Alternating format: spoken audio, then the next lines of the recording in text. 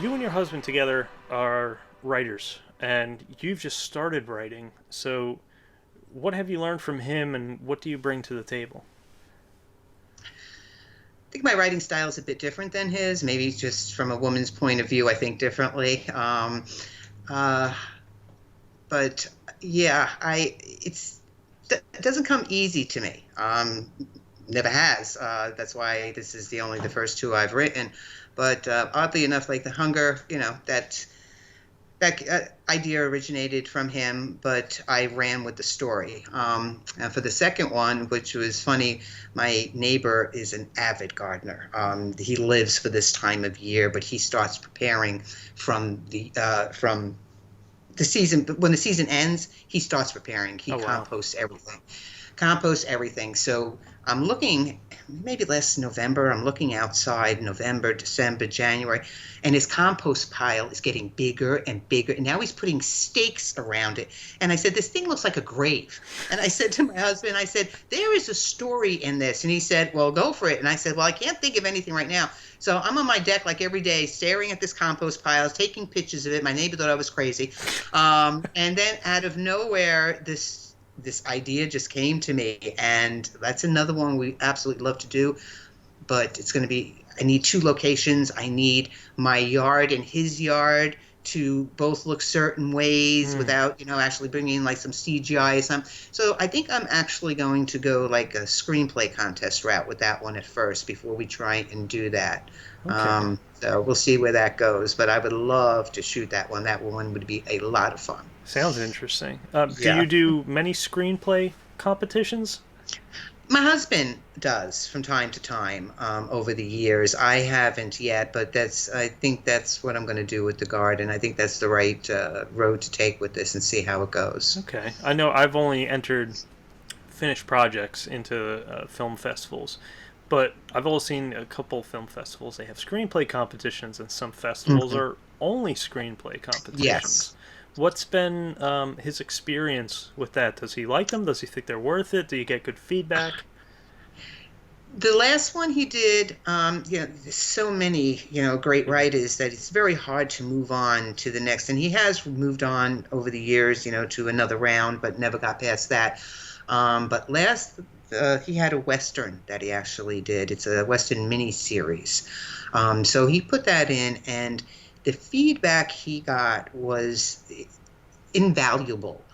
He had like a personal coach that, emailed him with all the notes, and Wow. they were really constructive, that things that he wouldn't have seen because, writing a screenplay that you're going to film yourself is one thing, but writing it in a competition, there are certain rules that if you're not familiar with what is needed in an actual screenplay for screenplay contest, you would probably get kicked out just because you're not following the correct formats or Okay. things like that. And they also wind you in a little because they actually think about like commercial breaks. Now, when you're writing, you're not thinking about a commercial break, but apparently when you submit these miniseries, they do look at that. How are we going to end this and then start again with the commercial? So when you write, you actually, for these contests, you actually have to write with things like that in mind. Oh, so like if it's a series, you've got commercial Yes. breaks between. You, Interesting. yeah. And something we would have never thought of. Right. Yeah, It's a different way of writing because it you do is. have to stick to that structure, and you also have to be fairly rigid with the time constraints between each act. Right. Yeah. Um, so now, when you're writing for something that you do shoot, do you always have it in your mind that I want to shoot this? We need to make it with what we currently have. What do you mean with what we currently have? So your locations, props you already may have, as opposed to, I guess, do you approach writing as I'm going to shoot this? Like, this is going to be something I'm going to shoot. It's going to be at our house. I know this actor, it'd be good. Or do you just write and then the decision to film it or save it for just as screenplay comes later? No, well, I think the both of us just write. And, that's what we want to produce. And then Once we have that, now we say, okay, what do we need for this? Hmm. Like I knew, like for Hunger, I needed to make this elaborate costume, but then I remembered Gatekeepers was just a trailer we had done. That was the idea for the feature film, the very first thing we ever shot, the trailer. And I made this elaborate costume, and it was only ever shown in that trailer that really didn't do anything. So I pulled that out of storage and I made adjustments to that. And then I knew I needed this huge prosthetic. So, I mean, I wrote it, but now I have to make this. So that's when I started doing all the YouTube, and it took me months and months of working on this to actually perfect it. Um, so you write it, and then you look, and you say, okay, now what do we need, and how much? Maybe we got 6, 7 months, and we have to get everything ready in the house and get all the props. And like for Hunger, that was 80s. I painted my house blue and yellow. I made curtains in green and purple. We bought these little easy bake oven things that you would use back then. We transformed the entire house, to go with the 80s type of theme. But I enjoy doing that. I do. That's fantastic, and I love that you can use one location and just dress it up in so many different ways. Like I know when I was first, I don't want to say starting out, but for a period, I didn't do filmmaking for a period after college when I was focusing on work. And then I said, you know what, I have to come back to this. And what did I have? I had my apartment. So I shoot my kitchen, and then another one I shot, my kitchen, my dining room, and then I shoot the living room. And once you had exhausted that, it felt like I can't use this again. Joey says it all the time. Joey says, how are we going to keep on doing this? They're just going to keep on recognizing it. As I just keep on painting. We keep on changing furniture. I don't know. Well, definitely having painted walls, it adds to something because I've got white walls. I decorate it with all this crap for here, but anywhere else it's a white wall with some pictures or paintings hanging up.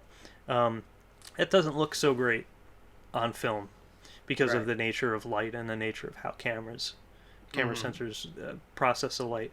So I can see behind you, you've got a purple background. That I did for We Love Selfies. I painted this purple for We Love Selfies, and we just love it, so it stayed. So yeah.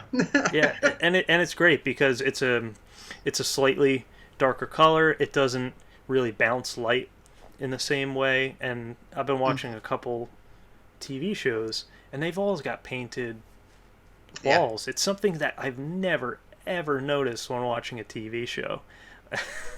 Yeah, it really brings out the film so much more when you watch it.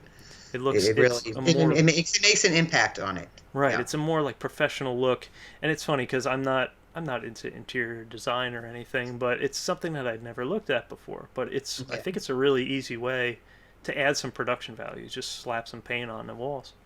Absolutely. Yeah. Lisa, it's been a pleasure talking with you. You too, We Andrew. learned a lot.